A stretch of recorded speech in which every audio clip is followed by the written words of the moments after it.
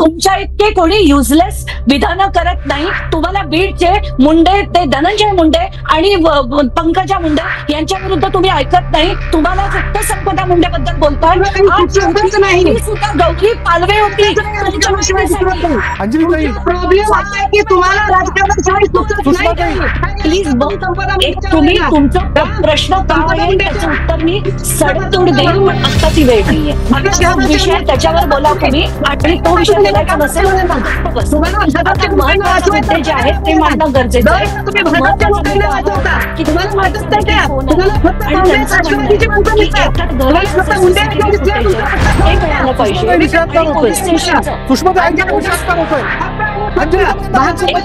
काय बोलतात बाकी कुठे तुमचा प्रॉब्लेम काय माहितीये का? तुमचा प्रॉब्लेम आहे की तुमच्या चर्चा करतोय ना. लढलो.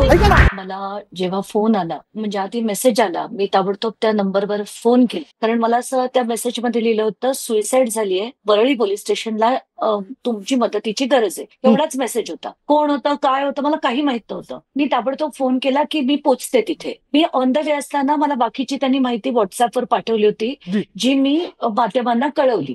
तेव्हा मला कळलं की त्याच्या मागे कोण होतं, काय होतं त्याच्याशी, कारण मला आधी घेणं देणं बिलकुल नव्हतं. आता तिथे गेल्यानंतर मी बघते ओक्सा बुक्शी तिच्या आई रडत होत्या, आणि ते बीडची जी सगळी लोक आली होती ती मला सांगत होती की काल संध्याकाळी 6:30 पासून ह्या आई अशाच रडतायत. नॉन स्टॉप रडत होत्या, नॉन स्टॉप. आणि वडील आत होते. मला ते बाहेरची लोक म्हणाली की आम्ही 50 जणांना फोन केले, 50 जणांना. एकही माणसाचा परत फोन आला नाही किंवा मला काहीच कोणी मदत केली नाही. असं झालं असं वाटतं तुम्हाला अंजलीताई? आता मला खरंच माहित नाही, कारण रात्री 3:30 जर ते पोहोचले होते, आधी नायर हॉस्पिटलमध्ये गेले, तिथे त्यांना बॉडी दाखवण्यात आली नाही. त्यांना सांगण्यात आलं की तुम्ही वरळी पोलीस स्टेशनला जा. तिथे ते बसून होते. त्यांचं आधी स्टेटमेंट घ्यायला सुद्धा बराच काळ लागला, आणि त्यानंतर जवळजवळ 8च्या सुमारास स्टेटमेंट घेण्याची प्रक्रिया सुरू झाली. त्यात एक जे पोलीस अधिकारी होते ते तर म्हणायला सुद्धा, म्हणजे ते वडील पोलिसांना स्टेटमेंट देत आहेत, तर खरं गरजेचं काय आहे, वडील जे बोलतायत ते लिहिणं का स्वतःच्या मनाला येईल ते लिहिणं. कारण हे अधिकारी माझं ऐकून सुद्धा घ्यायला तयार नव्हते. कारण शेवटची ओळ त्यांनी जी टाकली होती की गौरीने आत्महत्या केली, असं वडिलांचं स्टेटमेंट आहे. वडील म्हणाले असं जर करतायत ते, नाही नाही नाही. त्याच्यावर मी म्हटलं तुम्हाला काय म्हणायचंय, तर ते म्हणतात नाही ताई, हे आत्महत्या नाहीये, त्यांनी मारलंय तिला. तर मी पोलिसांना म्हटलं की आता ते जे म्हणतायत त्यांचं स्टेटमेंट तुम्ही रेकॉर्ड करा, स्वतःचं डोकं लावू नका त्याला.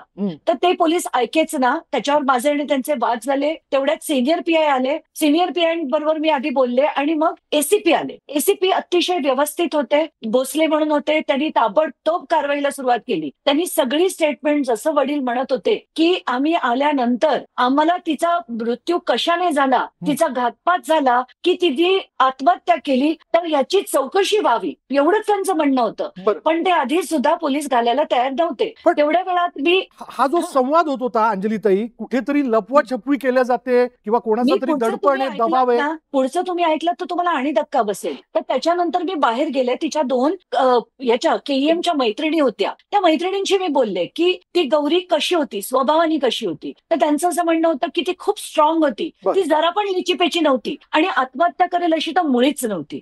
त्यानंतर मी इतर लोकांशी बोलले तिथे. तर बीडचे काही लोक म्हणाले ताई तुम्ही आत FIR करत असताना इथे सेटलमेंटच्या गोष्टी चालल्या होत्या. मला तर धक्काच बसला की हे काय चाललंय. तर ते म्हणाले नाही, एक माणूस आला होता, तो थेट सिनियर पीआयच्या केबिनमध्ये होता, तर तुम्ही RTI टाकून त्याचं CCTV फुटेज काढा. म्हणून मी आज RTI देखील फाईल केलंय कमिशनर ऑफिसला की मला वरळी पोलीस स्टेशनचं सकाळी 6 ते दुपारी 12 पर्यंतचं सगळं CCTV फुटेज हवं. तर त्याच्यात त्यांचं असं म्हणणं होतं की एक माणूस आला, त्यांनी ह्या लोकांना असं सांगितलं की तुमचा एक माणूस द्या, आमचा एक माणूस घ्या, आणि सेटलमेंट करू. म्हणजे हे ऐकून मला खरंच धक्का बसला. कोणाचा होता तो सगळं प्रोसिजर, आता हे मी सांगण्याची गरज नाही की कोणाचा होता. आणि हे जे बोलल्याबरोबर मी एसीपींना बोलवलं आणि त्या लोकांना त्यांच्या देखत बोलायला सांगितलं की काय एक्झॅक्टली झालं होतं. मग तिथून आम्ही नायर हॉस्पिटलला गेलो. नायर हॉस्पिटलला गेल्यानंतर मी वडिलांना घेऊन डीनना भेटायला गेले. डीनशी बोलणं झाल्यावर मी त्यांना लेखी निवेदन दिलं की तुम्ही ही व्हिडिओग्राफीवर पोस्टमॉर्टम करा, कारण याच्यात राजकीय हस्तक्षेप होणार आहे अशी शंका शंका आहे यांना,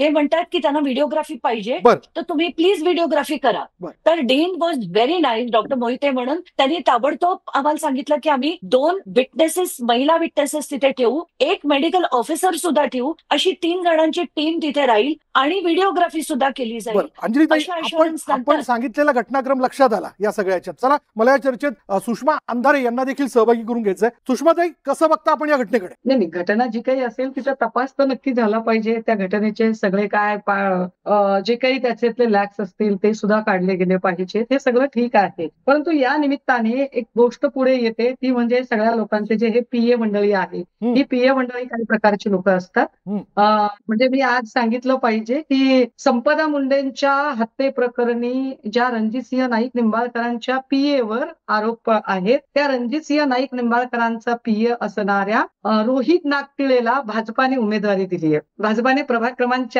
5 मधनं फलटण नगर परिषदेला ती उमेदवारी दिलेली आहे. म्हणजे आणि असाच एक पीए जो देवेंद्रजींकडे होता, त्याचा पुढे आमदार झाला बिचारा अभिमन्यू पवार. पीए लोकांना काय पद्धतीचे कवच मिळतात वगैरे. तर विनंती असेल की या सगळ्या चर्चेचा सिनरिओ फक्त एखादी जात किंवा एखादी व्यक्ती एवढं टार्गेट न करता एकूण, कारण संपदा मुंडे प्रकरणात बरेच लोक बोलत नव्हते, ते बोलायला पाहिजे होते.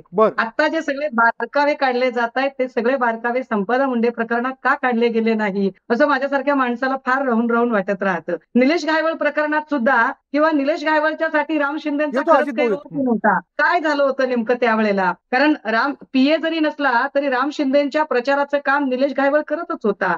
तर त्यावेळेला का प्रश्न उपस्थित केले गेले नाही? सिलेक्टिव्हनेस जो आहे ना, त्या सिलेक्टिव्हनेसवर जरा बोट ठेवण्याची गरज आहे. हा सिलेक्टिव्हनेस की भाजपाचा माणूस असेल तर सोडून देऊ, इतर माणसं असेल तर धरू, भाजपातले काही माणसं असतील तर धरू, उदाहरणार्थ गडकरी असतील, अजून कोणी असेल तर त्यांना आम्ही धरू. ह्या पद्धतीने जे आहे ते अत्यंत वाईट आहे, गलिच्छ आहे ते राजकारण अतिशय. अशा गलिच्छ राजकारणात मला पडायचं नाही. पण एक नक्की की जे काही गौरी पालवेच्या संदर्भाने जे काही घडत असेल त्याची जी वस्तुस्थिती आहे ती सगळी वस्तुस्थिती समोर आली पाहिजे. आणि त्या प्रत्येक गोष्टीचा जे प्रश्न उपस्थित केले गेले किंवा तिथे कुणी का उपस्थित राहिलं नाही, का बरं गेलं नाही, म्हणजे तुमचा पीए आहे तर तुम्ही तिथपर्यंत का पोहोचला नाही, तर अगदी बरोबर आहे. त्यांनी एकदा पोहोचायला पाहिजे होतं की एवढा तुमच्या जवळचा माणूस आहे. पण मी एक आठवण करून दिली पाहिजे, नरेंद्र मोदी सुद्धा गोपीनाथ मुंडेंना मानसपुत्र वगैरे फार जवळचा माणूस मानायचे. गोपीनाथ मुंडेंचा अतिशय गूढ मृत्यू झाला. त्या गूढ मृत्यूनंतर गोपीनाथ मुंडेंच्या अंत्यविधीला नरेंद्र मोदी पोहोचले नाही. हे का सांगावं लागतंय? ते या कारणासाठी की मी भाजपची आजन्म विरोधक राहील, मी भाजपची वैचारिक विरोधक आहे. परंतु मी भाजपची विरोधक आहे म्हणजे एखाद्या कुठल्याही माणसाला फक्त राजकारणासाठी त्याचं चारित्र्य हनन करणे किंवा गलिच्छ राजकारण करणे याच्या प्रचंड विरोधात आहे. ज्या गलिच्छपणाने मागच्या 2 दिवसांपासून पंकजा मुंडेंबद्दलची मांडणी केली गेली ती अत्यंत किळसवाणी मांडणी आहे. अशी किळसवाणी मांडणी महाराष्ट्राने स्वीकारता कामा नये. किंबहुना एखाद्या महिलेला, लक्षात घ्या, लेट मी फिनिश, एखादी महिला एखाद्या कारणाने तिच्या आयुष्यात ती विभक्तपणे राहते, त्यावेळेला तिला सगळेजण प्रश्न विचारतात. सोशल मीडियावर ज्या गलिच्छपणाने काही कमेंटचा पाऊस आणि पोस्टी चालवल्या गेल्या, हे अत्यंत वाईट आहे. असे प्रश्न आपल्याकडे पुरुषांना विचारले जात नाहीत. नरेंद्र मोदी जर त्यांच्या पत्नीपासून विभक्त राहिले तर ते त्यांच्या पत्नीपासून विभक्त, थांबा मध्ये डिस्टर्ब करू नका.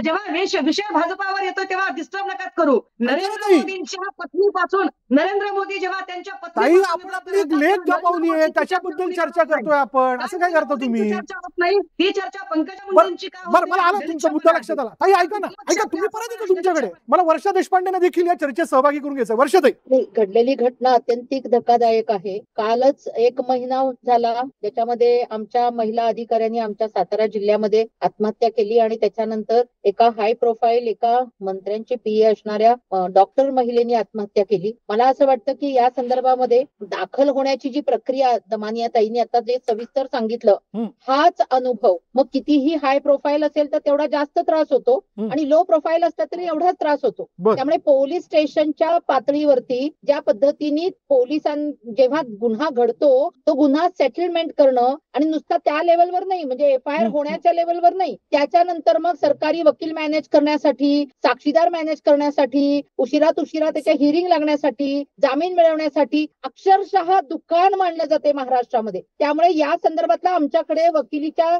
आमच्या या सगळ्या मित्रांच्या पातळीवर त्याचा टर्नओव्हर वाढलाय असं म्हटलं जातं. जेवढे हाय प्रोफाईल केस तेवढा टर्नओव्हर वाढतो. म्हणजे ते तिचे बाबा जे आक्रोश करताना परत परत म्हणतायत की गरीबाला पोरगी द्या पण श्रीमंतांच्या नादाला लागू नका. अक्षरशः हे खरं आहे. ज्या पद्धतीने हुंडा दिला घेतला जातो, हाय प्रोफाईल लोकांचे लाड सगळे पुरवले जातात आणि त्या पातळीवरती असणारी जी तथाकथित प्रतिष्ठेचं कारण पुढे आणलं जातं. जर अफेअर होतं, दुसरीकडे काही रिलेशनशिप होती तर ती निभवायची. या मुलीच्या आयुष्याबरोबर का खेळला हा माणूस आणि तो खेळल्यानंतर मंत्री असणाऱ्या परत पंकजाताईला का ट्रोल केलं जातंय. मला असं विचारायचंय की ही गोष्ट कुणाच्याही बाबतीत घडली असती, तिथं कोण त्यांचा बॉस आहे डझंट मॅटर, पण त्या गर्जे नावाच्या पुरुष माणसांनी ज्या पद्धतीने आपल्या पत्नी बरोबर इथे वर्तन केलेलं आहे आणि त्या मुलीला आत्महत्येला प्रवृत्त केलं का हत्या याची चर्चा करू, पण तिचा जीव गमावला ना. जी आनंदासाठी लग्न करून तुमच्या घरी आली, तिला 10 महिने सुद्धा तुम्ही सुखाने जगू दिलं नाही, तिच्या घरी ती परत गेली असती.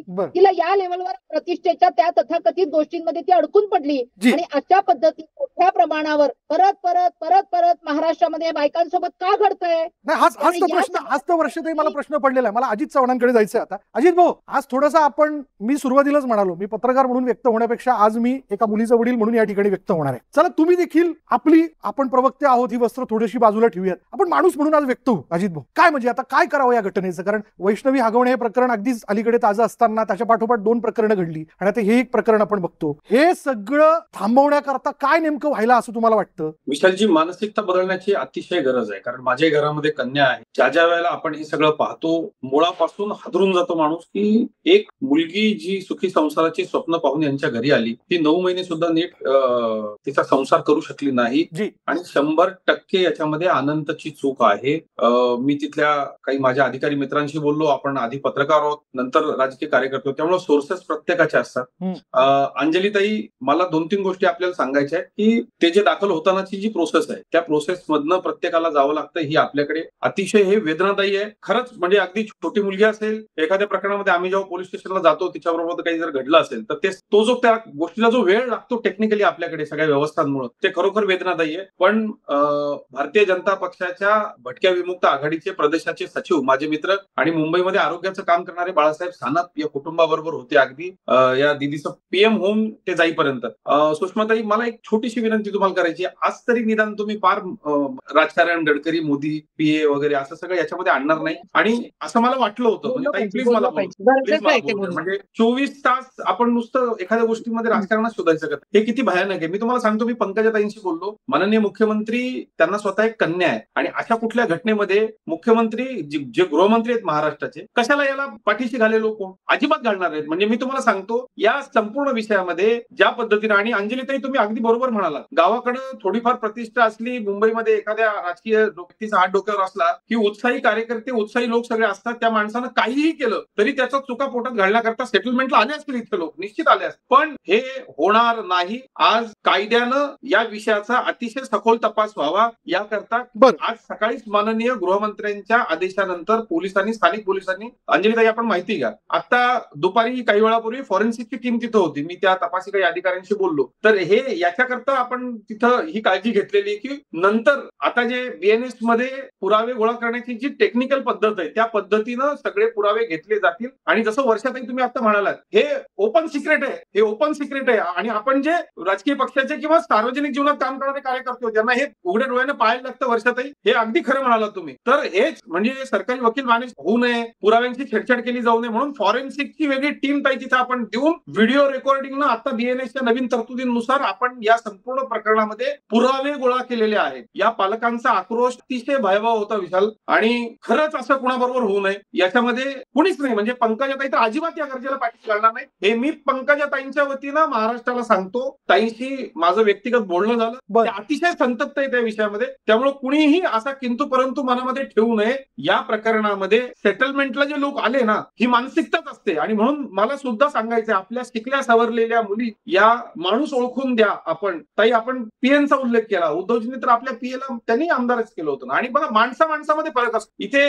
क्षितिजाताई वडतकर बसलेले आहेत, त्यांचे पती सुद्धा दीर्घकाळ पीए होते, सुमित वानखेडेचे, आणि ते आता आमदार आहेत. मला असं वाटतं क्षितिजाताईंना अजित या विषयाला घेऊन काही मुद्दे ऍड करायचे. अजित, ऐका ना, एक आदर्श दाम्पत्य म्हणून महाराष्ट्राच्या सामाजिक जीवनामध्ये त्यांना ओळखलं जातं. शेवटी हे विशाल आपल्याला माहिती आहे, आपण मीडियामध्ये काम केलंय, आपल्याकडे सुद्धा अशा घटना घडल्या आहेत. ही पुरुषी मानसिकता जी आहे ना, वर्षाताई म्हणाल्या तशा, हा नीचपणा आहे की मी अफेअर करेल, मी तुला, म्हणजे खरं तर आता खरी परिस्थिती अशी आहे, काही गोष्टी समोर येत आहेत की हाच मुलगा तिला धमकवायचा की मी सुसाईड केलं, आणि त्यांनी 3 वेळा या मुलीच्या बरोबर असं केलं होतं. बोलताना सुद्धा माझ्या अंगावरती टाके उभे राहतात. बिलकुल. मला डॉक्टर क्षितिजा यांना सहभागी करून घ्यायचं. डॉक्टर क्षितिजा, ऐका ना, बऱ्याचशा केसेस तुम्ही या संदर्भातल्या हाताळल्या असतील. काय असं नेमकं घडलं या सगळ्या याच्यात? बघा ना, म्हणजे वारंवार हे सगळं घडताना दिसतंय. डॉक्टर गौरी स्वतः डॉक्टर होती, बीडीएस झालेली होती. म्हणजे तिने ठरवलं असतं, नवऱ्याची सगळी प्रकरणं लक्षात घेतली असती तर ती माहेरी परत निघून गेली असती, पण ती गेलीच. असं कुठलं सामाजिक दडपण आजच्या या स्त्रीवरती आहे की या सगळ्या घटना अवतीभोवती घडताना सुद्धा ती सासरीच राहणं या ठिकाणी थांबते? विशालजी, आज माझा एक प्रतिप्रश्न आहे की एखादी पीडिता जेव्हा खरोखर मयत होते तेव्हाच समाजाला हे प्रश्न का पडतात? एखादीचे वडील मरताना मेलेल्या याच्यावरती जेव्हा रडतात तेव्हाच आपल्याला हे प्रश्न का? आज आपण विचारता आहात की कोण जबाबदार आहे, कोण जबाबदार आहे. एवढी शिकली होती तरी पण ती का गेली नाही? रियालिटी ही आहे की आज महाराष्ट्रामध्येच नाही तर संपूर्ण देशामध्ये जेव्हा मुलीला लहानाचं मोठं करतात ना, तेव्हा तिला हेच शिकवतात की बेटा, नवऱ्याला सांभाळून घ्यायचं, कसंही वागलं तरी आपल्याकडे दुसरं लग्न करत नसतात किंवा डिवोर्सीला ते स्थान मिळत नाही. हे जे अपब्रिंगिंग आहे ना, हे अपब्रिंगिंग याच्यासाठी कारणीभूत आहे असं मला वाटतं. आणि राहिला प्रश्न कोण कारणीभूत आहे, आपण नेहमी अशी कुठली घटना झाली की लगेच एक तर आपण आपली राजकीय पोळी भाजायचा प्रयत्न करतो, याला नाव ठेव, त्याला नाव ठेव. मीडिया म्हणून आपण त्याचा टीआरपी वाढायचा प्रयत्न करतो, वकील म्हणून आम्ही पण कुठेतरी आपलं ओपिनियन देतो. प्रत्येक जण जर स्वतःच्या नैतिकतेच्या चार चाकोरीमध्ये राहिलं ना, तर मला नाही वाटत की आपण कधीच हा प्रश्न विचारू की कोण जबाबदार आहे. कुठेतरी आपणही त्या गोष्टीसाठी डिरेक्टली इनडिरेक्टली जबाबदार आहे. पण एक गोष्ट मला खूप चांगली याच्यामध्ये हे वाटली की आज फॉरेन्सिकचा जो रिपोर्ट जेव्हा आला तेव्हा त्या व्यक्तीने फॉरेन्सिकचे डिटेल्स एक्सपोज नाही केले. ही त्यांची नैतिक जबाबदारी होती की त्यांनी ते फॉरेन्सिकचे डिटेल्स एक्सपोज करू नये. कारण माननीय सर्वोच्च न्यायालयाचे खूप क्लिअर गाईडलाईन्स आहे की जेव्हा अशी घटना घडते तेव्हा याची कुठलीच इव्हन पीडितेचं नाव घेणं सुद्धा चुकीचं आहे. माहितीये, कारण ज्या पीडितेचे आई वडील, त्याचे नातेवाईक जे सफर करतात ते आपण ऍज अ समाज म्हणून ते आपण त्यांना जस्टिफाय नाही करू शकत. आणि मी जेव्हा ग्राउंड लेवलला काम करते, अंडर प्रिव्हिलेज वुमेन साठी काम करते, तेव्हा मी त्यांना सांगत असते की फायनान्शियली इंडिपेंडेंट व्हा, तुम्हाला त्रास होणार नाही. आजची जर घटना आपण बघितली, ही घटना जर बघितली तर ही स्त्री तर फायनान्शियली इंडिपेंडेंट पण होती. मी तुमच्या प्रश्नाकडे येते, पण अगेन जरी फायनान्शियली इंडिपेंडेंट होती तरी त्या अपब्रिंगिंग मध्ये आज आपण तिला हे नाही शिकवू शकलो की बेटा उड जरा तू जोमाने, उड जरा तू जोमाने या उंच जगाच्या आभाळी, नसेल पाठीशी कुणी, नसेल पाठीशी कुणी, तरी लक्षात असू दे सामर्थ्य फक्त तुझ्याच पंखात आहे, तुझ्याच पंखात आहे. हे सांगण्यासाठी आपला समाज, आपलं घर कुठेतरी कमी पडलं. अगदी बरोबर. मला वाटतं विशालजी, मला फक्त एक गोष्ट ऍड करायची आहे. अजितजी असं म्हणाले की ताई कुठेही राजकारण नको. अजितजी, मी तेच सांगते की कुठेही राजकारण नको. उलट मी असं म्हणते की पंकजा मुंडे या भाजपाच्या जरी असल्या तरी आमचं म्हणणं आहे की त्यांचा या प्रकरणाशी सुतराम संबंध नाही. उलट माझं असं म्हणणं आहे की पंकजाताई असतील किंवा कुठलीही महिला असेल तर फक्त ती महिला आहे म्हणून तिला टार्गेट करणं आणि तिला ट्रोल करणं हे चूक आहे. हा बळी का गेला किंवा असं का मोदीजींपर्यंत सगळं काही आपण हे बोलावं लागेल.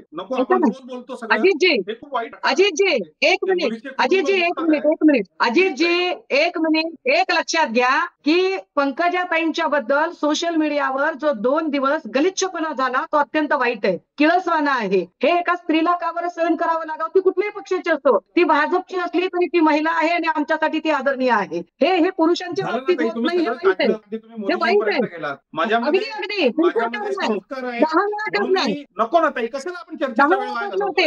एक लक्षात घ्या अजितजी, एक लक्षात घ्या, हे का सांगावं लागतंय? फोन केला होता का त्या अजितजी, हे का सांगावं लागतंय समजून घ्या. अजित, आपण आपल्याकडे वेळ कमी आहे, आपल्याकडे वेळ कमी. चला, अंजली दमानियांकडे जातोय. अंजली दमानिया, ठीक आहे, आतापर्यंतची चर्चा पण ऐकली, ठीक आहे, त्यातला सामाजिक भाग देखील, पण आता प्रत्यक्ष स्वरूपात जे समोर दिसतंय या पुढे जाऊन काय करायला हवं असं तुम्हाला वाटतं? कारण तुम्ही त्या कुटुंबाशी सतत संवाद साधताय. नाही, आज सकाळी कसं झालं, ते अंत्यविधीच्या वेळेसही मला खरंच खूप त्रास झाला, कारण हा सगळा खरं तर ड्रामा व्हायला नको होता. मला जर माहिती असतं की बाबा हे त्या गरजेंच्या घराच्या समोर काही करणार आहे तर मीच त्यांना नको म्हटलं असतं. पण अक्षरशः ते सगळं जे झालं ते पावत नव्हतं म्हणून एसपींची त्यांच्याशी बोलले आणि त्यांना सगळं विनंती केली की बाबा ते योग्य पद्धतीने नीट करून घ्या. त्यानंतर तिच्या आईचा व्हिडिओ कॉल आला होता, मग पुन्हा वडिलांचा व्हिडिओ कॉल आला होता. आणि याच्यात कुठलंही राजकारण खरंच आणू नये. मला असं वाटतं की प्रत्येक मुलीला एकतर एक मिनिट आता मध्ये प्लीज बोलू नये, प्लीज. एक तुम्ही तुमचा प्रश्न का आहे त्याचं उत्तर मी सडेतोड देईल, पण आता ती वेळ नाहीये. आता जो विषय त्याच्यावर बोला तुम्ही, आणि तो विषय बोलायचा नसेल तर गप्प बसा. आता महत्वाचे मुद्दे जे आहेत ते मांडणं गरजेचं आहे. महत्वाचा मुद्दा हा होता की तिच्या आईचा देखील फोन आला आणि त्यांचं म्हणणं आहे की एकतर घराचं जे सीसीटीव्ही फुटेज आहे ते मिळालं पाहिजे आणि पोलीस स्टेशनचं. सुषमा विषयांतर होतोय. अंजली काय बोलताय, त्यांचं काही भान आहे का? त्यांना काही भान आहे का? कशासाठी बोलतोय? मुलीवर म्हणजे जे नाजूक विषयावर चर्चा करतोय ना, जाऊन लढलो. ऐका ना, मी वर्षाताईंकडे जातो. वर्षाताई, राजकारण नको, याबद्दलचं भांडण नको, पुढे काय हा सगळ्यात मोठा प्रश्न. गृहमंत्र्यांची ही जबाबदारी आहे ना. गृहमंत्री म्हणून खरं तर एकतर पूर्ण वेळ गृहमंत्री वेगळे असायला पाहिजेत असंच मला वाटतं. संपूर्ण प्रॉसिक्युशन आणि पोलीस व्यवस्था नीटपणे महाराष्ट्रातली काम करेल याच्यासाठी इंटेलेक्च्युअल्सनी आणि त्यातल्या ज्युडिशियल तज्ञ माणसांनी बसून ते नीटपणे त्याची मांडणी करणं गरजेचं आहे. Beyond party politics. कोण गृहमंत्री असणं ह्याच्यावरूनच इतके वाद, त्याच्यावरूनच काही जण जेलमध्ये जातात, तिथल्या टर्नओव्हरची चर्चा होते, त्याचं राजकारण खूप मोठं आहे. त्यामुळे या सगळ्या संदर्भातलं लॉ अँड ऑर्डर तर मेंटेन व्हायला पाहिजे असेल, कायद्याचं भय असेल, कुठलीही गोष्ट सेटल होऊ शकते. आणि 12-12 आणि 18-18 तास साधा एफआयआर होत नाही म्हणजे काय? या टेक्निकॅलिटीमध्ये असंच अडकलं जातं. असं भाजपचे प्रवक्ते सुद्धा जर इथं म्हणत असतील तर आम्ही जायचं कुठे? काय एवढा वेळ लागतो एखाद्या घटनेची एफआयआर होण्यासाठी? घटना घडली आहे, एफआयआर तातडीनं घेतला जायला पाहिजे. तेव्हाच्या तेव्हा काय वास्तविकता आहे? खरंच एवढा वेळ लागला का एफआयआर व्हायला? संपदा विशालजी, मुलींच्या प्रकरणात एका PA या सगळ्या विषयामध्ये मी आपल्याला पुन्हा सांगतो काय उत्तर आहे यांच्याकडे? की सुषमाताई, ज्या पद्धतीनं विषयांतर होतोय, बोलू आपण त्या विषयावर. अजितच्या मत मांडू येतो मी तुमची. त्या आमच्या भगिनीला न्याय मिळवून द्यायला आम्ही समर्थ आहोत आणि आम्ही तो मिळवून देऊ. ज्या पद्धतीनं त्याचा सगळा राजकीय ड्रामा तुम्ही केला ना ताई, हे असे नाही हो, असं करू नका तुम्ही. हे असे सगळे राजकीय तुमची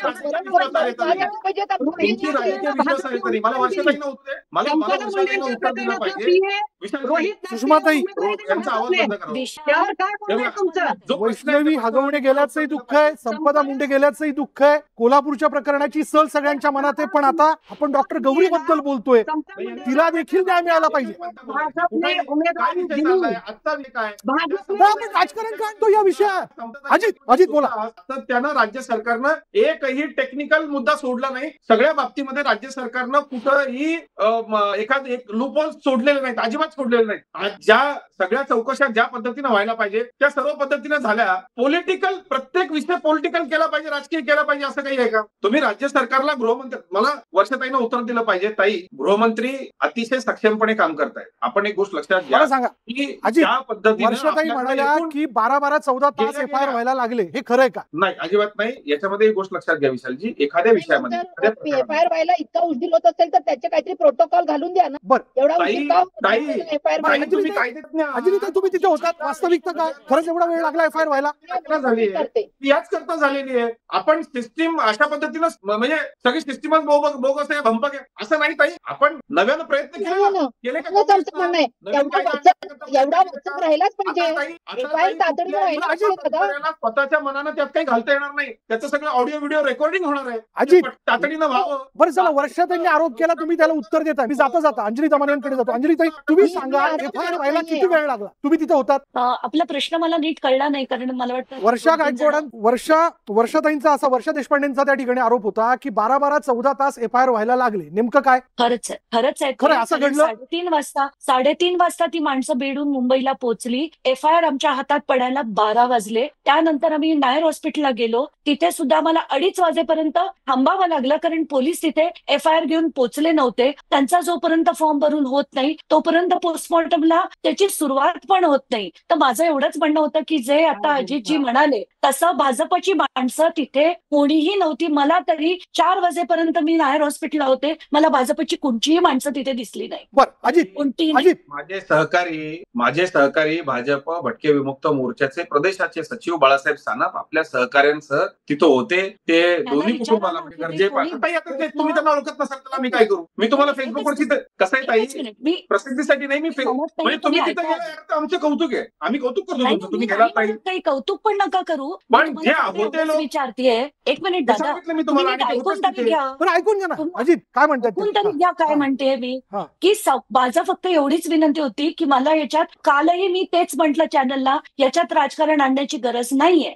मी फक्त तुम्हाला एवढंच म्हणते की भाजप अद्याने तुम्ही गप्प बसा. तुमच्या इतके कोणी युजलेस विधानं करत नाही. तुम्हाला बीडचे मुंडे, ते धनंजय मुंडे आणि पंकजा मुंडे यांच्या विरुद्ध तुम्ही ऐकत नाही. तुम्हाला फक्त संपदा मुंडेबद्दल बोलताय. ही सुद्धा गौरी पालवे होती तुमच्या माहितीसाठी. अंजलीताई प्रॉब्लेम असा आहे की तुम्हाला राजकारणाशिवाय सुचत नाही सुषमाताई काही. होत राहील ना. मला जाता जाता शेवटचे 20 सेकंद डॉक्टर क्षितिजा यांना द्यायचे. डॉक्टर क्षितिजा, मला असं वाटतं की या मॅटरमध्ये स्पेसिफिकली हे फास्ट ट्रॅक कोर्टाकडे गेलं पाहिजे आणि याच्यात एक चांगले पब्लिक प्रॉसिक्युटर जर अपॉइंट झाले तर याच्यामध्ये नक्कीच न्याय मिळेल. राहिला प्रश्न एकमेकांवरती ब्लेम करण्याचा किंवा याचा, आपल्या महाराष्ट्रामध्ये इफेक्टिव्ह गृहमंत्री आहेत